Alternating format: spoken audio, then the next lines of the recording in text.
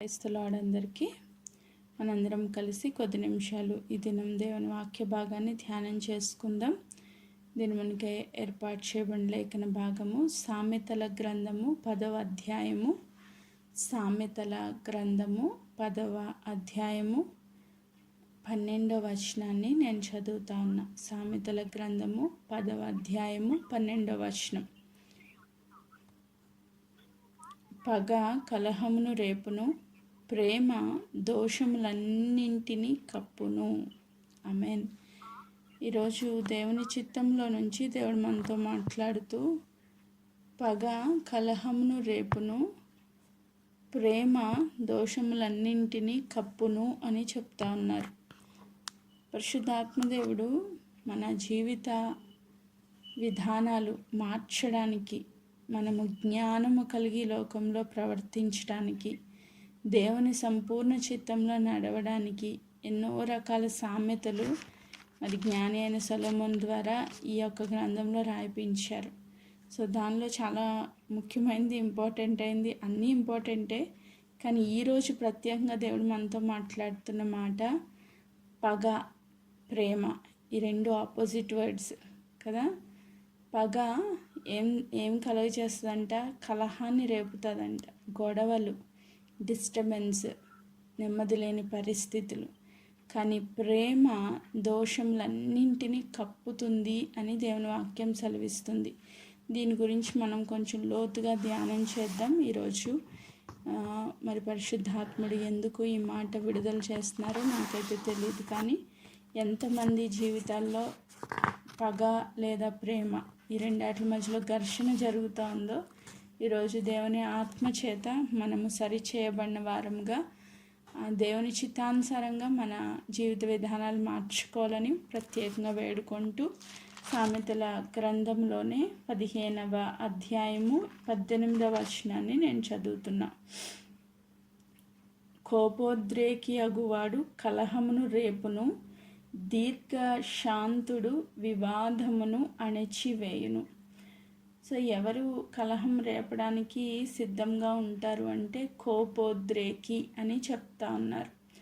కోపము చాలా భయంకరమైన పాపంలో పడేసేది, చాలా ఈజీగా మనిషిని పాపంలో పడవేసేది కోపం. ముక్కోపి అంటారు కదా, ముక్కు మీద కోపం. చిన్న మాటకే చాలా ర్యాష్గా కోపంతో ఇష్టానుసారంగా మాట్లాడే వాళ్ళు చాలామంది ఉంటారు. కానీ దేవుని బిడ్డలుగా మనం ఎలా ఉండాలి అంటే శాంతము కలిగి ఉండాలి. ఎలా ఉండాలి అంటే దీర్ఘశాంతము కలిగి ఉండాలి. శాంతము అంటే ఓపిక పట్టడం, తట్టుకోవడం, ఓర్చుకోవడం. మనకి వ్యతిరేకంగా ఎలాంటి పరిస్థితులు వచ్చినప్పటికీ దానికి మనం వెంటనే రియాక్ట్ అయిపోకూడదు. చాలామంది ఒక చిన్న మాట అనగానే వాళ్ళ శరీర స్వభావం అంతా బయటకు వచ్చేస్తుంది. అప్పటి వరకు దేవుని సన్నిధిలో బలంగా ఆరాధించి వచ్చిన వ్యక్తులే బయటకు వచ్చేసరికి ఏదైనా నీకు వ్యతిరేకంగా ఒక చిన్న విషయం తెలిస్తే ఎంత కోపమో. అసలు నాకు అర్థం కాని క్వశ్చన్ మార్క్ ఏంటంటే, దేవుడి దగ్గరికి వెళ్ళి ఏం నేర్చుకుంటున్నారా ఒక క్వశ్చన్ వస్తుంది. ప్రతిసారి ఇలాంటి ఇష్యూస్ నేను ఫేస్ చేస్తూ ఉన్నప్పుడు ఏం నేర్చుకుంటున్నారు వీళ్ళు దేవుని సన్నిధికి వెళ్ళి? మనల్ని దేవుడు ఏం చెప్తున్నారు? దీర్ఘశాంతము అనే ఆత్మ ఫలాన్ని మనం ఫలించాలి. ఓర్పు, సహనము, ఇవన్నీ ఆత్మ ఫలాలు. పరిశుద్ధాత్మ దేవుడు నీలో ఉంటే నీకు శాంతం వస్తుంది. పరిశుద్ధాత్మ దేవుడు నిన్ను నడిపిస్తూ ఉంటే నీకు ఓర్చుకుంటావు. పరిశుద్ధాత్మ దేవుడు నీలో ఉంటే నువ్వు నెమ్మదిగా ఉంటావు. ప్రతి చిన్నదానికి కలహం వస్తుంది అంటే, గొడవలు జరుగుతున్నాయి అంటే, నెమ్మది లేని పరిస్థితి ఉంది అంటే నీ కోపం ఎక్కువ అని అర్థం. నువ్వెవరు? కోపోద్రేకి. కోపంతో, ఉద్రేకంతో ఊగిపోతున్నావు అన్నమాట. ఈరోజు మనం చేసే తప్పిదాలకి, అవునండి వాళ్ళు పాపం చేస్తున్నారు, వాళ్ళు వ్యతిరేకంగా ఉన్నారు, వాళ్ళు మంచి వాళ్ళు కాదు, వాళ్ళని చూస్తేనే నాకు కోపం వచ్చేస్తుంది అని అనుకుంటే ఈరోజు దేవుడు మనల్ని చూసి ఎంత కోప్పడాలో. మనం చేసే తప్పిదాలకి, మనం చేసే పాపాలకి, మనం చేసే అతిక్రమాలకి, మన దోషాలకి దేవుడు ఎంత కోప్పడాలో, దేవుడు ఎంత దీర్ఘశాంతుడు. ఆయన మనల్ని చూస్తూ ఉన్నారు. ఎప్పుడు చూసినా ఏదో ఒక మిస్టేక్ మనం చేస్తూనే ఉన్నాం. మరి ఆయన కోపం వస్తే, ఆయనకు ఉగ్రత వస్తే, యాక్చువల్లీ ఆయన కోపం వచ్చి తుడిచేయాలనుకుంటే పాత నిబంధనలో ఎన్నో ఎగ్జాంపుల్స్.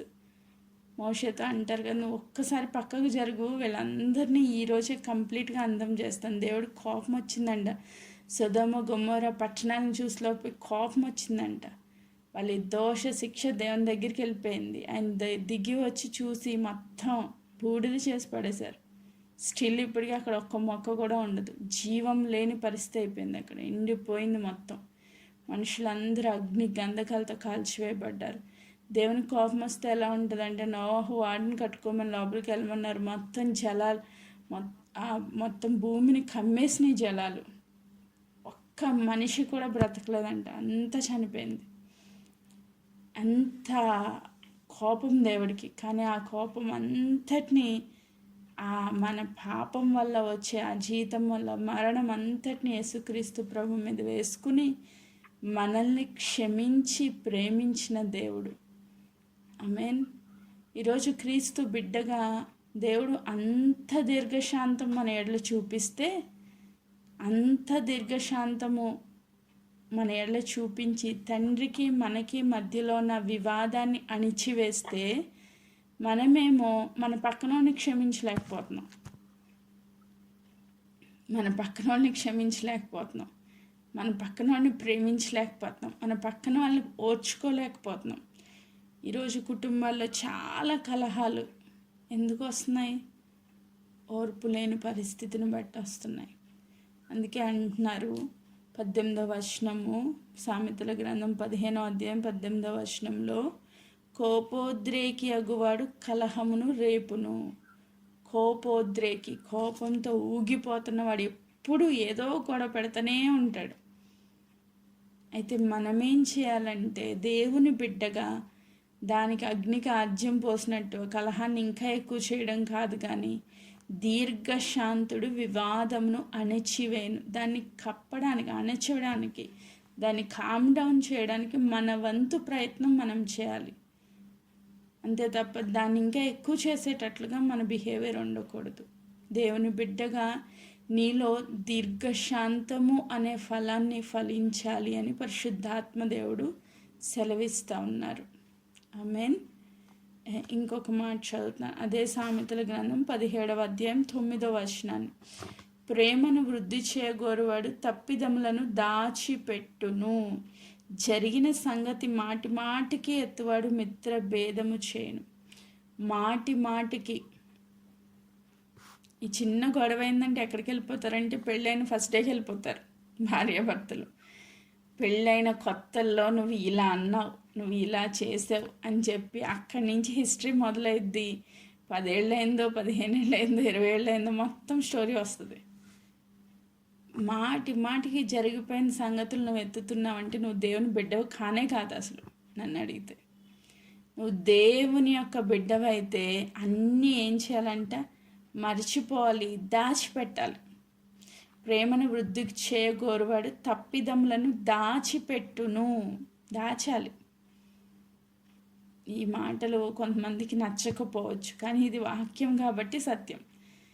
అవును, ఆ బిడ్డ యొక్క పరిస్థితి మంచిగా లేదు, తను మంచివాడు కాదు, కానీ దాచిపెట్టాలి. నీ భర్త గురించి, నీ బిడ్డల గురించి, నీ అత్తమామల గురించి, నీ కుటుంబం గురించి ఎదుట వాళ్ళ దగ్గరికి వెళ్ళి ఇష్టానుసారంగా మాట్లాడకూడదు. వాళ్ళు మంచి వాళ్ళు కాకపోవచ్చు, వాళ్ళు నీకు వ్యతిరేకంగా ఎన్నో తప్పిదాలు చేస్తూ ఉండొచ్చు, కానీ నువ్వు ప్రేమను వృద్ధి చేసే వ్యక్తిగా ఉండాలి అంటే వాళ్ళ తప్పిదాలను దాచిపెట్టేదానిగా ఉండాలి. చాలామంది చిన్న గొడవ అయితే వెంటనే వెళ్ళి టకటకటక చెప్పేస్తారు అందరికీ. దానివల్ల ఏం జరుగుతుంది? నీ పరువే పోతుంది, నీ కుటుంబంలో ఉన్న పరువే పోతుంది. మనం దేవుని బిడ్డలుగా జ్ఞానవంతురాలు ఇల్లు కట్టుకుంటుందంట, 3 రాళ్ళు తన ఇల్లు ఓడ పెరుక్కుంటుందంట. దాని మీనింగ్ ఏంటంటే నువ్వు జ్ఞానంతో నీ ఇంటిని కట్టుకోవాలి. నువ్వు వెళ్ళి నీ ఇంటి గుట్టంతా బయట వాళ్ళకి చెప్పడానికి వీల్లేదు, చెప్పకూడదు. నువ్వు ఇంట్లో ఎంత నలుగుతున్నావు ఓర్చుకునే వ్యక్తివైతే ఒక దినాన్ని దేవుడు నీకు గొప్ప విజయాన్ని ఇస్తారు. నీ ఓర్పును బట్టి, నీ సహనం బట్టి, నీ దీర్ఘశాంతాన్ని బట్టి దేవుడు నీ కుటుంబాన్ని ఆశీర్వదిస్తారు. నిన్ను బట్టి నీ భర్త మారుతారు, నిన్ను బట్టి నీ బిడ్డలు మారుతారు, నిన్ను బట్టి నీ అత్తమామలు మారుతారు. ఓర్చుకో. ప్రేమను వృద్ధి చేయగోరువాడు తప్పిదాన్ని దాచిపెడతాడు. దాచిపెట్టాలి మనం. ఎస్, ఈ రోజుల్లో తల్లి కూతుర్లకే పడట్లేదు, తల్లి బిడ్డలకే ప్రాబ్లమ్స్ ఎన్నో ఉన్నాయి, కుటుంబాల్లో ఎన్నో ఉన్నాయి. ఎంతో వ్యతిరేకత, దుష్టుడు ఎంతగానో దాడి చేస్తూ ఉన్నాడు కుటుంబ వ్యవస్థ మీద. ఎన్నో రకాల దాడులు జరుగుతూ ఉన్నాయి. కాబట్టి మనం ఏం చేయాలంటే తప్పిదాల్ని దాచిపెట్టాలంట తప్పిదాల్ని. మనం విప్పి చెప్పేవాళ్ళుగా ఉండొద్దు, కప్పేవాళ్ళుగా ఉందాం. ప్రభు మనల్ని ఎలా అయితే మన పాపాలన్నీ ఆయన రక్తం వేసి కప్పేశాడంట. ఈరోజు నువ్వెవరు అంటే పరిశుద్ధుడివి అని చెప్తున్నా అంటే మనం నిజంగా పరిశుద్ధులమా? మన స్వభావాన్ని బట్టి చూస్తే మనం పాపులమే. శరీర స్వభావాన్ని బట్టి చూస్తే ఎప్పుడూ పాపం చేస్తూనే ఉన్నాం. కానీ మనల్ని పరిశుద్ధులుగా చేసింది దేవుని కృప. ఆ కృపతో మనల్ని కప్పేశాడు ఆయన. మన తప్పిదాలన్నీ దాచిపెట్టేశాడు ఆయన. యెహోషువ వచ్చి మలిన వస్త్రాలతో కనిపిస్తే సాతాను అంటాడు కదా, ఈ మలిన వస్త్రాలతో దేవుని సన్నిధికి ఎలా వస్తావని వాద్యం ఆడుతూ ఉంటే దేవుడు అంటారు, ఆ మలిన వస్త్రాలు తీసివేసి ప్రశస్త వస్త్రాలను ధరింపచేయండి, ఆ పాపం అంతా నేను తుడిచివేశాను అంటారు. ఎస్, దేవుని నిన్ను రక్షణ వస్త్రాలతో కప్పేశారు, మహిమ వస్త్రంతో కప్పేశారు, ఆయన రక్తంతో కడిగేశారు. కాబట్టి ఈరోజు నువ్వు పాపివి కాదు. ఆమేన్. జరిగిన సంగతులు మాటి మాటికి ఎత్తొద్దు అని దేవుని వాక్యం ద్వారా ఈరోజు మనకి సెలవిస్తున్నారు. ఈ బిహేవియర్ ఎవరిలో ఉందారు వాళ్ళు ఈరోజు మార్మన్స్ పొందాలి. నీ జీవితంలో జరిగిపోయిన సంగతులు, పలానా రోజున నన్ను ఇలా అన్నావు, నా పక్షంగా ఇలా చేసావు, నా కుటుంబాన్ని ఇలా అన్నావు, ఆ రోజు అలా జరిగింది, ఈరోజు ఇలా జరిగిందని మాటి మాటికి జరిగిపోయిన సంగతుల్ని ఎత్తే స్వభావం ఎవరిలో అన్నా ఉంటే దయచేసి ఆ మిత్ర భేదం అంటే స్నేహితుల మధ్యలో కానీ కుటుంబాల మధ్యలో కానీ ఆ డిఫరెన్సెస్ రావడానికి ముఖ్యమైన కారణం జరిగిపోయిన సంగతులు మాటి మాటికి ఎత్తడం. దేవుడు ఏం చెప్తున్నారు? మేలుల్ని జ్ఞాపకం చేసుకోమంటున్నారు. మనం ఏం చేస్తాం? అవి మర్చిపోతాం. నీ భర్త నీకు మేలు చేసింది ఏమైనా గుర్తుందా అంటే అది గుర్తుండదు. నీ భర్త నిన్ను ఎప్పుడైనా తిట్టాడా అమ్మ అంటే అది మాత్రం టక్కమని గుర్తొస్తుంది. కీడు బాగా గుర్తుపెట్టుకుంటారు, మేలు గుర్తుపెట్టుకోరు. అదే మానవులకున్న పెద్ద మైనస్ పాయింట్. ఈరోజు దేవుడు ఏం చెప్తున్నారు? మేలులు జ్ఞాపకం చేసుకో, కీడు వద్దు, దాన్ని విడిచిపెట్టేసాయి, దాన్ని జ్ఞాపకం చేసుకోవద్దు, జరిగిన సంగతులు మాటి మాటికి రిమైండ్ చేసుకోవద్దు అని దేవుడు చెప్తా ఉన్నారు. ఇంకొక మాట ఇదే సామెతల గ్రంథంలో 28వ అధ్యాయము 13వ వచనాన్ని నేను చదువుతున్నా. 28:13 అతిక్రమములు దాచిపెట్టువాడు వర్ధిల్లడు, వాటిని ఒప్పుకొని విడిచిపెట్టువాడు కనికరం పొందును. ఇప్పుడు ఏం చెప్పాము? దాచిపెట్టండి అంటే ఎవరిని దాచిపెట్టాలి? నీకు నీ కుటుంబంలో ఎవరైనా కీడు చేస్తే దాన్ని బయటికి విప్పి చెప్పొద్దు అన్నాను. అంతేగాని నీ అతిక్రమాలు నువ్వు దాచిపెట్టుకున్నావు అనుకోండి, నువ్వు వర్ధిల్లో. నువ్వు చేసే తప్పిదాలను మాత్రం దాచిపెట్టకూడదు. దేవుని దగ్గరికి వచ్చి ఒప్పుకోవాలి. నీ భర్త తప్పు చేస్తున్నాడా, అది బయట వాళ్ళకి వెళ్ళి చెప్పొద్దు, దాచిపెట్టు. తన పక్షంగా నువ్వు వెళ్ళి దేవుని సన్నిధిలో మొరపెట్టు. అలాగే నీ తప్పిదాలు నీకు తెలుస్తుంది, నేను ఈ విషయంలో తప్పు చేస్తున్నాను, నేను ఈ విషయంలో పాపం చేస్తున్నాను, నేను ఈ విషయంలో దేవునికి వ్యతిరేకంగా ఉన్నాను, నీ పాపాలు నీకు అర్థమవుతున్నాయి. ఇప్పుడు ఏం చేయాలి? నీ పాపాలు దేవుని సన్నిధికి వెళ్ళి ఒప్పుకోవాలి. అవకాశం ఉంటే నీ క్లోజ్ ఫ్రెండ్స్ ఉంటారు, వాళ్ళకు కూడా చెప్పకూడదు. కానీ కొన్ని విషయాలు ఎందుకు చెప్పమంటారు? ఒకరి పాపాలు ఒకరు ఒప్పుకోండి అని ఎందుకు అంటారంటే మళ్ళీ ఆ పాపం చేయకుండా ఉంటావని. వాళ్ళకు భయపడైనా దేవుడు చూస్తున్నాడని భయం లేకపోయినా అట్లీస్ట్ నా పక్కన ఇదిగో నా ఫ్రెండ్కి చెప్పాను కదా ఈ తప్పిదం చేయనని, మళ్ళీ చేస్తే తను ఏమనుకుంటుందో అనే భయంతో అయినా నువ్వు చేయకుండా ఉంటావని ఒకరి పాపాలు ఒకళ్ళు ఒప్పుకొని దాన్ని విడిచిపెట్టి దాని కొరకు ప్రార్థన చేసుకోమని దేవుని వాక్యం సెలవిస్తూ ఉంది. సో నీ అతిక్రమాలు నువ్వు దాచిపెట్టకూడదు, నీ అతిక్రమాలు నువ్వు ఒప్పుకొని విడిచిపెట్టే వ్యక్తిగా ఉండాలి అని దేవుని వాక్యం సెలవిస్తుంది. ఆమేన్.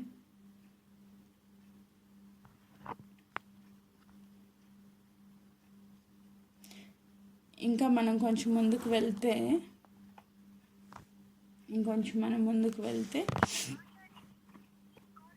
మొదటి కొరింథీయులకు రాసిన పత్రిక ప్రేమ గురించి మనకు అన్నీ తెలుసు. సామెతల గ్రంథంలో మొదటి మాటగా ప్రేమ ఏం చేస్తుందంట, మళ్ళీ ఒకసారి చదువుతున్నాను చూడండి. సామెతల గ్రంథము 10వ అధ్యాయము, 12వ వచనం. పగ కలహమును రేపును, ప్రేమ దోషములన్నింటినీ కప్పును. మన దేవుడు ప్రేమ స్వరూపి కనుక మన దోషాలన్నింటినీ కప్పేశాడు. మరి ఇప్పుడు అదే దేవునికి కుమార్తెగా నువ్వు కూడా దేవుని గుణలక్షణాలు కలిగిన వ్యక్తిగా మనందరికీ తెలుసు. ప్రేమలో ఉన్న ఔన్నత్యము, ప్రేమలో ఉన్న గుణలక్షణాలు మనందరికీ తెలుసు. మరి మరొక్కసారి దేవుడు ఎందుకు జ్ఞాపకం చేస్తున్నారో ఒక్కసారి కొరింథీయులకు రాసిన పత్రిక 13వ అధ్యాయము 4-7 వచనాలు నేను చదువుతా ఉన్నా. నువ్వు నిజంగా ప్రేమ కలిగిన బిడ్డవైతే ప్రేమ దీర్ఘకాలము సహించును. ఎంతకాలం? దీర్ఘకాలం. అంటే ఇంక ఈ భర్త మారడా అని నీకు క్వశ్చన్ వచ్చింది. ఎస్, తను మారట్లేదు, నీకు క్వశ్చన్ వస్తూ ఉంది. దేవుడు ఏమంటున్నారు? నీ భర్త నువ్వు దీర్ఘకాలం సహించే వ్యక్తిగా ఉండాలి. ఈరోజు కాకపోతే రేపైనా, రేపు కాకపోతే ఎల్లుండైనా దేవుడు కార్యం చేస్తారు. కొంచెం ఓపిక పట్టు. దీర్ఘకాలం అంటే నీ మరణం వరకు నువ్వు సహించే వ్యక్తిగానే ఉండాలి, భరించే వ్యక్తిగానే ఉండాలి. నా వల్ల కావట్లేదని చేతులెత్తి క్విట్ అయిపోవడానికి కుదరదు. చాలామంది ఇలాంటివి చెప్తూ ఉంటే చాలా బాధ. నిజమే, వివాహాలు చేసుకున్నప్పుడు మనము వివాహం అన్ని విషయాల్లో ఘనమైన కార్యం కాబట్టి వివాహాల విషయంలో చాలా జాగ్రత్తగా దేవుని సన్నిధిలో ప్రార్థనాపూర్వకంగా దేవుని చిత్తాన్ని కనుగొని మనం వివాహాల్లో అడుగు పెట్టాలి. ఇష్టం వచ్చినట్లుగా డెసిషన్స్ తీసుకుని ప్రేమ పెళ్ళిళ్ళని, దగ్గర సంబంధాలని, ఇంట్లో తెలిసిన వాళ్ళని ఇలా ఇష్టానుసారంగా డెసిషన్స్ తీసుకున్న తర్వాత నలిగిపోతున్న వాళ్ళు చాలామంది ఉన్నారు. కుటుంబాల్లో నెమ్మది లేక, సమాధానం లేక, ఓర్చుకోలేక భయంకరమైన సమస్యలు అనుభవిస్తున్న వాళ్ళు ఉన్నారు. ఈరోజు దేవుని చిత్తానుసారంగా నువ్వు వివాహం చేసుకుంటే సమస్యలు ఉంటాయి, ఏ కుటుంబంలో అయినా సమస్యలు ఉంటాయి. కానీ నీకు దేవుని యొక్క ఆత్మ నడిపింపు ఉంటుంది కాబట్టి నువ్వు సహించుకోగలుగుతావు, దాన్ని జయించగలుగుతావు. ఆమేన్. ప్రేమ దీర్ఘకాలం సహిస్తుందంట. Long suffering. ఈ ఒక్క రోజుతో 2 రోజులతో క్లోజ్ అయిపోయేది కాదు ఈ సఫరింగ్. ఎక్కువ రోజులు అదే ప్రాబ్లం నిన్ను ఎంతగా వెంటాడుతున్నప్పటికీ నువ్వు సహించుకునే వ్యక్తిగా ఉంటావు. ఎప్పుడంటే నీలో దైవికమైన ప్రేమ ఉన్నప్పుడు. నార్మల్ ప్రేమ అయితే దాన్ని తట్టుకోలేదు. మనుషులు కలిగి ఉన్న ప్రేమ అయితే ఆ సఫరింగ్స్ తట్టుకోలేదు. కానీ దేవుని ప్రేమ నీలో ఉంటే ఖచ్చితంగా నువ్వు దాన్ని తట్టుకుని నిలవబడగలుగుతావు. ఆమేన్. ఆ దైవికమైన ప్రేమ కలిగిన వ్యక్తులుగా, దీర్ఘకాలం సహించే వ్యక్తులుగా ఉండాలని దేవుని వాక్యం సెలవిస్తూ ఉంది. ఆ ప్రేమ, దైవికమైన ప్రేమ దయ చూపిస్తుందంట. నిన్ను పద్దాకా ఇబ్బంది పెడుతున్న వాళ్ళని క్షమించడమే గొప్ప విషయం. అంటే వాళ్ళ మీద దయ చూపించడం ఇంకా గొప్ప విషయం కదా. నీ భర్త నిన్ను బాగా కొడుతున్నాడు, ఆ బిడ్డను క్షమించడమే చాలా కష్టం. కానీ క్షమించి తనకి ఇష్టమైన కూరలు చేసి పెట్టడం ఇంకా కష్టం. అది దయ. సర్లే, బిడ్డ తెలియదు, అజ్ఞానంలో ఉన్నాడు, ఈరోజు మరణిస్తే నరకానికి పోతాడు, ఆ బిడ్డకి తెలియట్లేదు, నేనైతే పరలోక రాజ్యంలో నిత్యత్వంలో సంతోషంగా ఉంటాను. సరే, ఈ కొద్ది దినాలైనా ఆ నరకంలో ఎలాగ తప్పించుకోలేడు, దేవుని కృప చూపించి రక్షణ పొందితే తప్ప. పోనీ కొద్ది దినాలైనా మనం దేవుని ప్రేమను చూపిద్దామని నువ్వు సహించుకోగలుగుతున్నావు, క్షమించగలుగుతున్నావు, ప్రేమించగలుగుతున్నావు, ఆ బిడ్డకి దయ చూపిస్తున్నావు అంటే నువ్వు నిజంగా దైవికమైన ప్రేమ కలిగిన వ్యక్తివి అని అర్థం. ఈ రోజు నుంచి నరకాలు చూపించే భార్యలు మారుమనసు పొందాలి. ఆమేన్. మీ భర్తలకి ఈ లోకంలో పరలోకాన్ని చూపించండి. వాళ్ళు ఒకవేళ రక్షణ లేక చనిపోతే పాపం చాలా బాధ కదా, వాళ్ళు వెళ్ళేది నరకానికి, వాళ్ళు ఇంకా కాల్చబడతారు అక్కడ నరకం, ఇక్కడ నరకం. వాళ్ళ జీవితం ఎంత భయంకరం చూడండి. మనమైతే పోనీ ఇక్కడ నరకం అనుభవించినా, ఒకవేళ సమస్యలతో బాధపడ్డా పరలోకం వెళ్ళాక సంతోషమే కదా. కానీ నీ భర్తకి రక్షణ లేదు, లేదా నీ అత్తమామలకి రక్షణ లేదు, నీ పిల్లలకి రక్షణ లేదు, వాళ్ళని నీ ద్వారా వాళ్ళకి ఇంకా నరకం కనిపించకూడదు. నువ్వు వాళ్ళకి పరలోకపు ప్రేమను రుచి చూపించాలి. ఆమేన్. వాళ్ళని సహించాలి, వాళ్ళని ప్రేమించాలి, వాళ్ళ మీద దయ చూపించాలి. మంచి వాళ్ళని ఎవరైనా ప్రేమిస్తారు, అన్యులు ప్రేమిస్తారు, మనం ప్రేమిస్తాం. దాంట్లో పెద్ద డిఫరెన్స్ ఏముంది? నిన్ను బాధ పెట్టేవాడిని నువ్వు ప్రేమించడమే దేవుని ప్రేమతో నువ్వు నింపబడ్డావనడానికి అదొక కొలమానం అన్నమాట. ఆమేన్. ఈరోజు సహించడమే కాదు, దయ చూపించే వ్యక్తిగా ఉండాలి అని దేవుని వాక్యం సెలవిస్తూ ఉంది. ఆమేన్. నెక్స్ట్ ఇంకా అంటారు, ప్రేమ మత్సరపడదు, డంబముగా ప్రవర్తించదు, అది ఉప్పొంగదు. మత్సరం. నువ్వు నిజంగా ప్రేమ గల బిడ్డవైతే నీకంటే ఎక్కువగా నీ చుట్టుపక్కల ఎంతమంది వర్ధిల్లుతూ ఉన్నాయి ఈ లోకపరంగా, నువ్వు ఏమాత్రం వారి మీద ద్వేషాన్ని చూపించు. మత్సరం అంటే ఇద్దరు ఒకటే పని చేస్తున్నారు కానీ వాళ్ళకి కలిసి వస్తుంది, నీకు కలిసి రావట్లే. అప్పుడు ఏమొస్తుంది? బాధ వచ్చేస్తుంది కదా. అయ్యో వాడు బాగుపడిపోతున్నాడు, అదే పని నేను చేస్తున్నాను, నాకెందుకు కలిసి రావట్లేదు, నేను దేవుని పెట్టిన కదా, నాకు ఆడికన్నా ఎక్కువ నాకు రావాలి కదా ప్రాఫిట్ అనుకుంటా. అది మత్సరం వచ్చేస్తుంది, వాళ్ళ మీద ద్వేషం వచ్చి తెలియకుండానే కోపం వచ్చేస్తూ ఉంటుంది. సో అలాంటిది రానివ్వకూడదు. ఇది ఇంకా భయంకరమైన ఒక విషయం చెప్పమంటారా? ఆత్మీయంగా మత్సరం కూడా ఉంటుంది. వాళ్ళు ప్రార్థన చేస్తే కార్యాలు జరుగుతుంది, నేను ఏం చేస్తే ఎందుకు జరగట్లే? ఇది ఆత్మీయ మత్సరం. వాళ్ళ మీద కోపం వచ్చేస్తూ ఉంటుంది, పగ పెరిగిపోతూ ఉంటుంది. వాళ్ళని దేవుడు అంత ఆశీర్వదిస్తున్నాడు, అదే ప్రార్థన నేను చేస్తున్నాను, నాకెందుకు ఆశీర్వాదం రావట్లేదు? వాళ్ళు వర్ధిల్లుతున్నారు, వాళ్ళు రోజు ఎప్పుడు చూసినా సాక్ష్యాలు చెప్తూ ఉంటుంది. హైక్ వచ్చిందండి, లేకపోతే ప్రమోషన్ వచ్చిందండి, లేకపోతే నాకు అవార్డులు వచ్చినాయి అని చెప్తుంటే వీళ్ళకి ఎలా ఉంటుందంటే అగ్నిగుండంలో వేసినట్టు ఉంటుంది.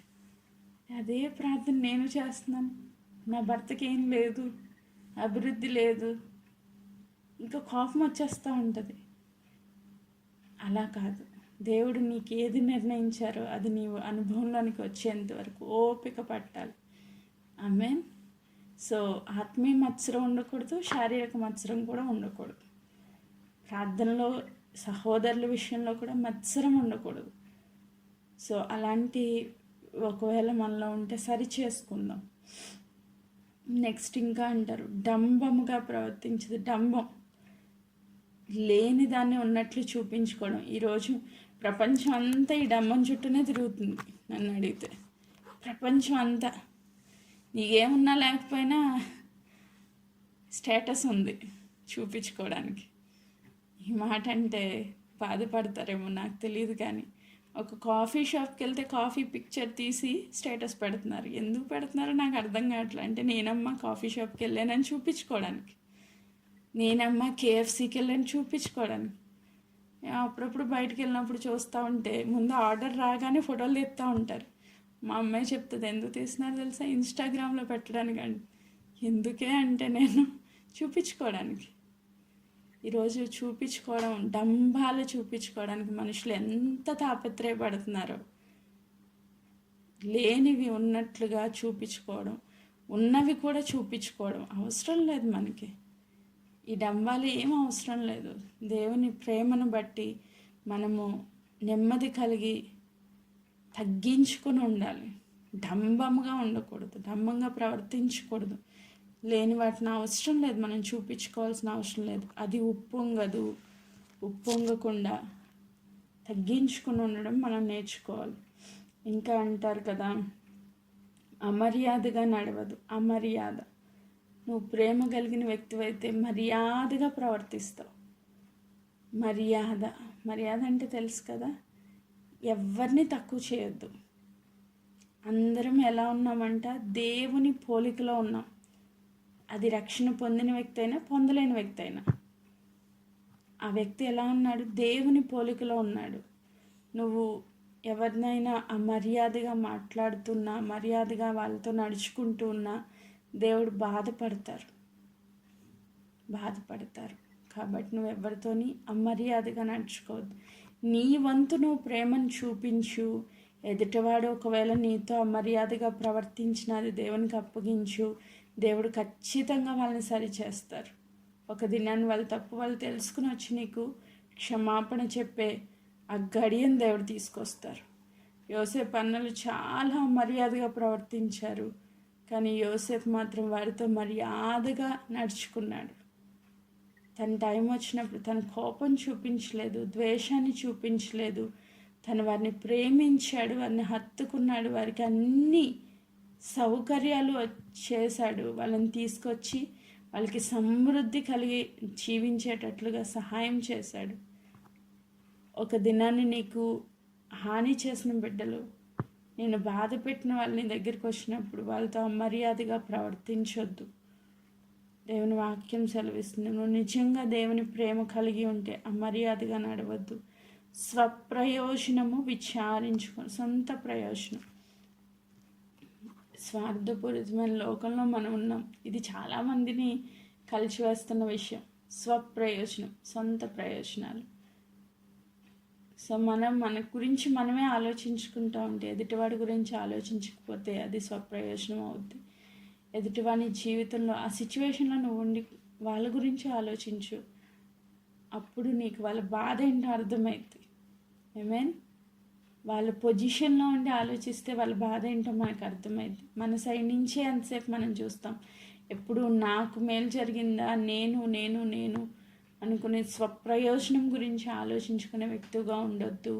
ఈరోజు దేవుని ప్రేమ కలిగి, దేవుని సన్నిధిలో అందరి గురించిన జ్ఞానం కలిగి, విచారం కలిగి ఉండాలని దేవుని వాక్యం సెలవిస్తాం. త్వరగా కోపపడదు. ప్రేమ కలిగిన వ్యక్తి, అయ్యో ఈ బిడ్డని మాట అంటే నొచ్చుకుంటాడేమో, బాధపడుతుందేమో అని భార్యాభర్తల మధ్యలో నిజంగా దైవిక ప్రేమ ఉంటే, భార్యాభర్త అని ఎందుకు చెప్తున్నానంటే, ఎక్కువ కుటుంబాల్లో వచ్చే సమస్యలు నా దగ్గరికి వస్తూ ఉంటాయి.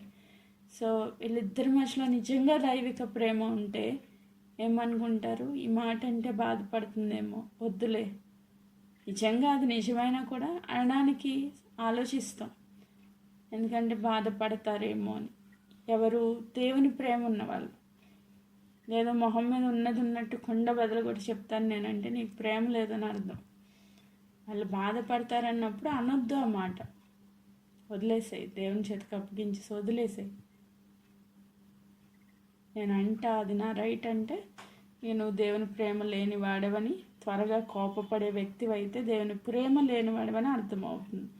అపకారం మనసులో ఉంచుకోదు. ఎప్పుడో చేసిన విషయాలు, నీకు కీడు చేసిన విషయాలు అవన్నీ నీ మనసులో దాచుకుంటే నీ మనసు అంతా దేంతో నింపేసుకుంటున్నావు అంటే పగతో, కలహంతో, మత్సరాలతో నింపేసుకుని ఉన్నావు. అప్పుడు నువ్వు దైవిక ప్రేమను ఆ వ్యక్తికి చూపించలేవు. నిన్ను బట్టి దేవుని నామానికి అవమానం వస్తుంది. తద్వారా దేవుని బిడ్డగా నువ్వు నిలవబడలేవు.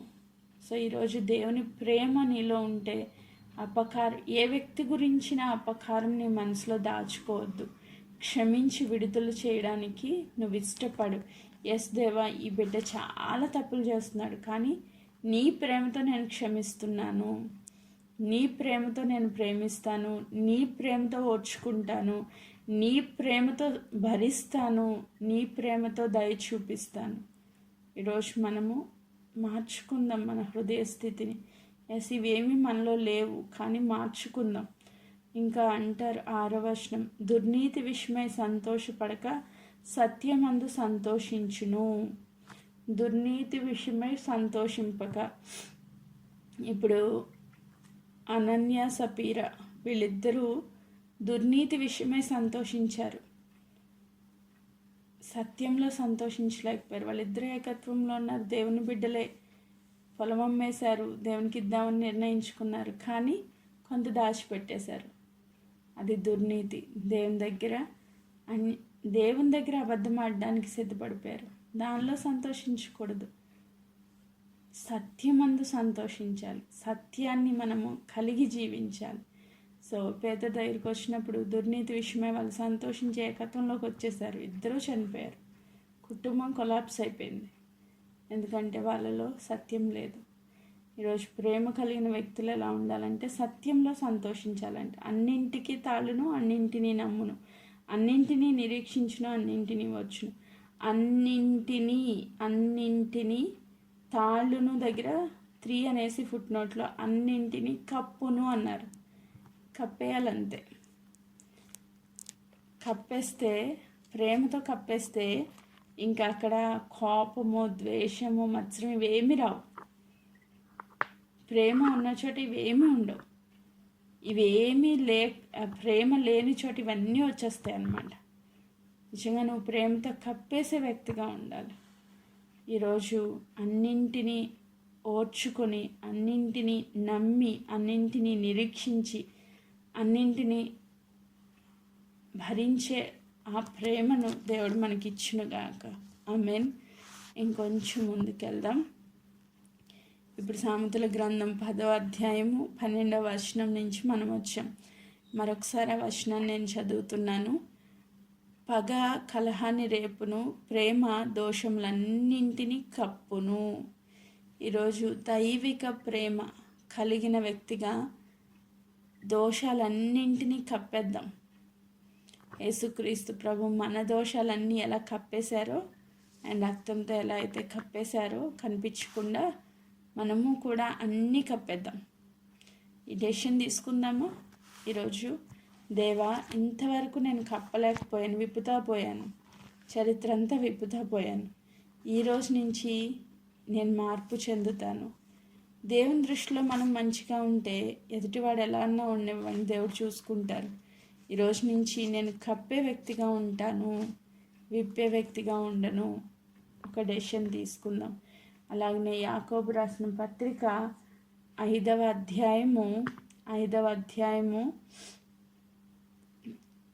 19-20 వచనాలు నేను చదువుతున్నాను. నా సహోదరులారా, మీలో ఎవడైనా సత్యం నుండి తొలగిపోయినప్పుడు మరి ఒకడు అతనిని సత్యంనకు మళ్ళించిన ఎడల, పాపిని వాని తప్పు మార్గం నుంచి మళ్ళించువాడు మరణం నుండి ఒక ఆత్మను రక్షించి అనేక పాపములు కప్పివేయనని తాను తెలుసుకొనవలెను. ఒక్క వ్యక్తి నీ ప్రేమను బట్టి మారుమనసు పొందితే ఆ వ్యక్తి ఆత్మ రక్షణ పొంది తన పాపములన్నీ కప్పివేయబడతాయంట. ఆమేన్.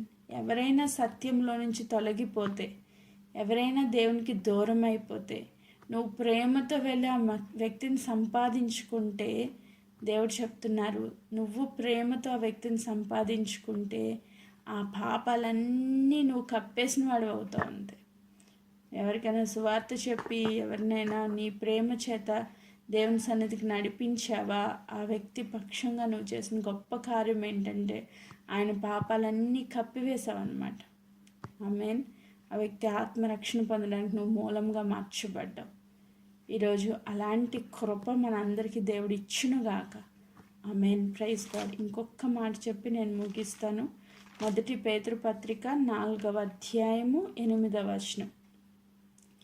ప్రేమ అనేక పాపములను కప్పును గనుక అన్నింటికన్నా ముఖ్యముగా ఒకని ఎడల ఒకడు మిక్కటమైన ప్రేమ గలవారై ఉండుడి. మిక్కటమైన ప్రేమ అంటే ప్రేమలో నెక్స్ట్ లెవెల్ అన్నమాట. సో దేవుని సన్నిధిలో ప్రేమ అనేక పాపాలు కప్పుతుంది గనుక అన్నింటికన్నా ముఖ్యముగా నువ్వు మంచిగా వాళ్ళకి ఇష్టమైన ఫుడ్ వండి పెట్టు, లేకపోతే వాళ్ళని అన్ని విషయాల్లో పర్ఫెక్ట్గా టైం టు టైం వాళ్ళకి చేయాల్సిన పరిచర్య అంతా చెయ్యి. అత్తమామలైనా పిల్లలైనా ఎవరైనా సరే, నీ భర్త అయినా, నువ్వు ఒకవేళ అన్నీ చేసిన తర్వాత వాళ్ళకి అంటే అన్నీ చేస్తున్నానంటే ప్రేమ ఉన్నట్టేనా? ప్రేమ లేకుండా కూడా అన్నీ చేయొచ్చు. పరిచర్య చేయడానికి ప్రేమ అవసరం లేదు. పరిచర్య చేయడానికి ప్రేమ అవసరం లేదు. ఇది నా బాధ్యత అని చేసేసే వాళ్ళని చాలామంది ఉంటాం. ఒక్కొక్కసారి మనకి కోపం వస్తుంది భర్త మీద, ఏవో ఇష్యూస్ అవుతాయి, గొడవలు అవుతాయి కుటుంబాల్లో. 1-2 రోజులు మాట్లాడుకోకుండా ఉండిపోయిన పరిస్థితులు కూడా ఉంటాయి. కానీ అన్ని పనులు చేసేస్తాం, వండి పెట్టేస్తాం, తీసుకెళ్ళి ప్లేట్ ఇచ్చేస్తాం, వాళ్ళకి చేయాల్సిన పరిచర్య అంతా చేసేస్తాం. కానీ హృదయంలో ప్రేమ ఉందా? లేదు. చాలా కోపం ఉంది, పగ ఉంది, కానీ పనులన్నీ చేసేస్తున్నాం. అలా కాకుండా నువ్వు ప్రేమతో, ఏమంటున్నారు, ప్రేమ అనేక పాపములను కప్పును కనుక అన్నింటికన్నా ముఖ్యంగా ఒక నీళ్ళలో ఒకడు మిక్కటమైన ప్రేమ గలవారు. నువ్వు అన్ని పనులు చేయకపోయినా పర్లేదు, కానీ నువ్వు ప్రేమను చూపించడానికి అన్ని పాపాలని కప్పేస్తే చాలు. నిజంగా ఇది చాలా కష్టం. డైలీ రెగ్యులర్ లైఫ్లో, మన జీవిత విధానంలో ఈ దైవిక ప్రేమను చూపించడం చాలా కష్టం. దానికి పరిశుద్ధ ఆత్మదేవుని నడిపింపు ఉంటే తప్ప, ఆత్మదేవుని సన్నిధిలో నువ్వు నింపబడితే తప్ప నువ్వు ప్రేమను అనేకులకి ఇవ్వలేవు. చాలా కష్టం.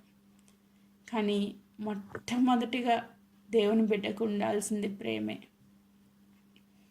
ఆమేన్. ప్రేమతో కూడి పనులు చేస్తే వాళ్ళలో మార్పు అనేది వస్తుంది. సో ఈరోజు రక్షణ పొందలేని వ్యక్తులు కుటుంబాల్లో ఎంతోమంది ఉన్నారు కదా. మన బంధువులు అయితే ఏంటి, స్నేహితులు అయితే ఏంటి, కుటుంబ సభ్యులైతే ఎంతోమంది రక్షణ లేకుండా ఉండిపోయారు.